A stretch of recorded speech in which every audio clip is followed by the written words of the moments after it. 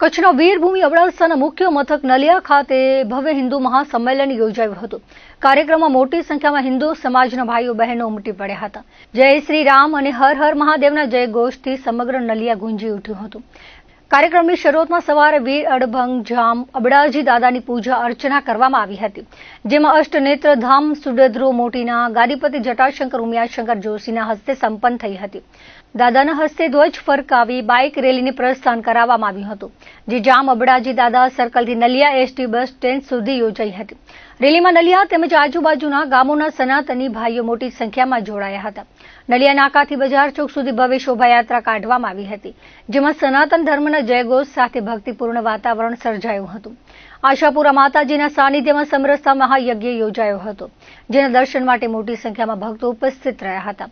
સમગ્ર કાર્યક્રમ ભક્તિમય બન્યો હતો। ત્યારબાદ સાધુ સંતોના હસ્તે દીપ પ્રાગટ્ય કરવામાં આવ્યું હતું। આ પ્રસંગે મહંત પરસોત્તમ ગીરી બાપુ, પિંગલેશ્વર મહાદેવ મંદિરના ગાદીપતિ, રામવાડાના મહંત જનકદાસજી બાપુ, વિવેક શાસ્ત્રીજી, ભવાનીપર ગુરુકુળ, જખૌ હેબાવા ધામના ગાદીપતિ પરેશ મહારાજ, વીરજામ અબડાજી દાદા મંદિરના પૂજારી શંકર દેરુ, ગુરથર મતિયાદેવના પૂજારી જખુભાઈ માતંગ તથા બાબુદાદાના ભુવા રણુભા દાદા સહિત અનેક સાધુ સંતો ઉપસ્થિત રહી આશીર્વાદ આપ્યા હતા। બાળકો દ્વારા સાંસ્કૃતિક કાર્યક્રમો રજૂ કરવામાં આવ્યા હતા, જેમાં દેશભક્તિ ગીતો, વંદના તેમજ લવકુશ દ્વારા કરવામાં આવેલ રામના વર્ણનથી ઉપસ્થિત જનમેદની મંત્રમુગ્ધ બની ગઈ હતી। સભાને સંબોધતા રાષ્ટ્રીય સ્વયંસેવક સંઘના કચ્છ વિભાગના કાર્યવાહ રવજી ખેતાણીએ સનાતન સંસ્કૃતિના સંરક્ષણ પર ભાર મૂક્યો હતો। સાથે જ પાણી બચાવો અને વૃક્ષારોપણ જેવા કાર્યોને પણ રાષ્ટ્ર સેવા ગણાવી લોકોમાં જાગૃતિ લાવવાની અપીલ કરી હતી। વિવેક શાસ્ત્રીજીએ જણાવ્યું હતું કે દેશની પરંપરા અને સંસ્કૃતિ પર પ્રહાર થઈ રહ્યા છે, તેથી દરેક ઘરમાં રામાયણ અને મહાભારત જેવા ગ્રંથોનું વાંચન થવું જોઈએ, જેથી સંસ્કૃતિ જીવંત રહે। તેમણે સ્વતંત્રતા માટે લડેલા ક્રાંતિકારીઓને યાદ કરી યુવા પેઢીને તેમના જીવનમાંથી પ્રેરણા લેવાની અપીલ કરી હતી। લખદેવસિંહ જાડેજાએ પોતાના વક્તવ્યમાં હિન્દુ તહેવારો અને વિજ્ઞાન વચ્ચેના સંબંધ વિશે પ્રકાશ પાડ્યો હતો। ઉપસ્થિત હિન્દુ સમાજ દ્વારા એકસાથે હનુમાન ચાલીસાના પાઠ કરવામાં આવ્યા હતા અને બાદમાં સમસ્ત સમાજે મહાપ્રસાદ ગ્રહણ કર્યો હતો। કાર્યક્રમમાં છાડુરા બાંધા, આશાપુર મુઠિયાર, સુખપર ગુડથર, સુડદ્રો નાની, સુડદ્રો મોટી, હોથીવાંડ ભાનાળા તેમજ નલિયા મંડળ સહિત આજુબાજુના ગામોના હિન્દુ ભાઈ બહેનો મોટી સંખ્યામાં ઉપસ્થિત રહ્યા હતા। સંચાલન કશ્યપભાઈ ગોસ્વામી અને આભાર વિધિ પરેશભાઈ ભાનુશાલીએ કરી હતી। કાર્યક્રમનું આયોજન હિન્દુ સંમેલન સમિતિ નલિયા દ્વારા કરવામાં આવ્યું હતું। કાર્યક્રમને સફળ બનાવવા માટે દિનેશ રામજી ભાનુશાલી, જયંતિભાઈ જેઠાલાલ સોની, હકુમતસિંહ હટુભા જાડેજા, તુલસીગીરી વેલગીરી ગોસ્વામી, પરેશ જયંતિલાલ લુહાર, મનીષ પ્રાગજી શાહ, દિવ્યરાજસિંહ જાડેજા, રાજેશ લખમસિંહ મોતા, રાજેશ ઠક્કર, ધનજીભાઈ મેઘજી રાઠોડ, પરેશ વાલજી ભાનુશાલી, જયદીપસિંહ કિશોરસિંહ જાડેજા, શૈલેન્દ્રસિંહ પ્રતાપસિંહ જાડેજા, હર્ષરાજસિંહ દુષ્યંતસિંહ જાડેજા અને રમેશ મહારાજ સહિતના આગેવાનો દ્વારા આયોજનની જવાબદારી સંભાળવામાં આવી હતી। અબડાસા તાલુકામાં નલિયા ખાતે નલિયા મુખ્ય મથક અને એના ઉપર સમસ્ત હિન્દુ સમાજ નલિયા તાલુકા અંદર આવતા 5 ગામો દ્વારા મહા હિન્દુ સંમેલનનું આયોજન કરવામાં આવ્યું। પ્રથમ વીર અબડા અડભંગ દાદાના પૂજન બાદ મહારેલી, બાઇક રેલી દ્વારા બસ સ્ટેશન સુધી અને ત્યારબાદ માતાઓના દ્વારા બાઇક રેલીનું સ્વાગત કરવામાં આવ્યું અને ત્યાંથી શ્રી રામ મંદિર નલિયા સુધી આ સમગ્ર પદયાત્રા અને વિશાળ રેલીનું આયોજન કરવામાં આવ્યું। સાધુ સંતોના આશીર્વાદ અને સમગ્ર હિન્દુ સમાજ એક થઈ અને ભોજન પ્રસાદની વ્યવસ્થા સાથે હનુમાન ચાલીસા અને સાંસ્કૃતિક કાર્યક્રમો પણ આયોજન કરવામાં આવ્યું। આ સમગ્ર કાર્યક્રમની અંદર સમરસતાનો મોટો ભાવ લઈ અને નલિયાના રહેતા આજુબાજુના ગામો અને ખાસ નલિયાના બધા મિત્રો સાથે, યુવાનો અને આગેવાનોએ સાથે મળી અને આર્થિક સહયોગ સાથેનો આ ખૂબ સુંદર કાર્યક્રમ કર્યો।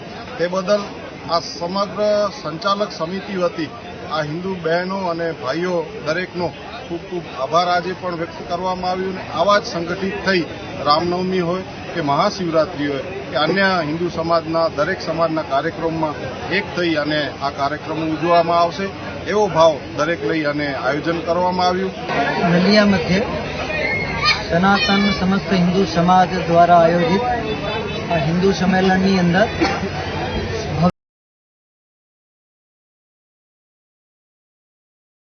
બાદ અહીંયા ધર્મ સભા સ્વરૂપે હિન્દુ સમાજના તમામ મત, પંથ, સંપ્રદાય, જ્ઞાતિના આગેવાનો અને હિન્દુ સમાજના તમામ ભાઈઓ બહેનોની ઉપસ્થિતિમાં આજે અહીંયા હિન્દુ સંમેલન યોજાયું છે.